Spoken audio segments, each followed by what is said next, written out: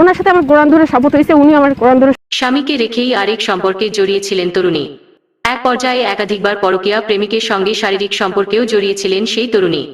কোথায় গিয়ে দাঁড়াবো? আমার কি মানে আমি কি কোনো প্রেমিকের আশ্বাসে সরকারি চাকরিজীবী স্বামীকেও তালাক দিতে দ্বিধা করেননি তরুণী।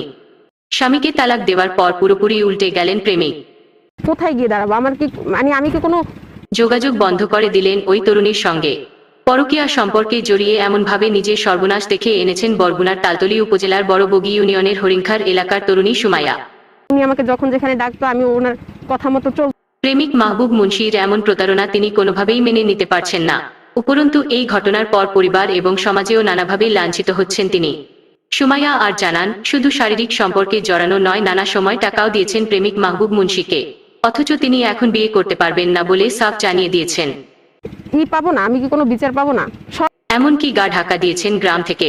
এমতাবস্থায় দুই কুল হারিয়ে সুমাইয়া যেন পড়েছেন অথই সাগরে। এই ঘটনা নিয়ে এলাকায় চলছে নানা আলোচনা সমালোচনা। আমার লাশটা কোনোদিন কোনো লাশ। অনেকেই তরুণীর উপর দোষ চাপাচ্ছেন, আবার অনেকেই বিচার দাবি করছেন প্রতারক প্রেমিকের। এদিকে উপায়ান্তর না পেয়ে থানায় ধর্ষণ মামলা ঠুকে দিয়েছেন ভুক্তভোগী তরুণী। চলতেছে, গ্রেপ্তারের চেষ্টা অব্যাহত আছে। পুলিশ আসামিকে গ্রেফতারের চেষ্টা চালাচ্ছে। এদিকে সাংবাদিকের মুখোমুখি হয়ে কথা বলতে অস্বীকৃতি জানান প্রতারক প্রেমিক মাহবুব মুন্সি। তবে অজ্ঞাত স্থান থেকে মোবাইল ফোনে তিনি জানান শত্রুতা করে তার বিরুদ্ধে মামলা দেওয়া হয়েছে।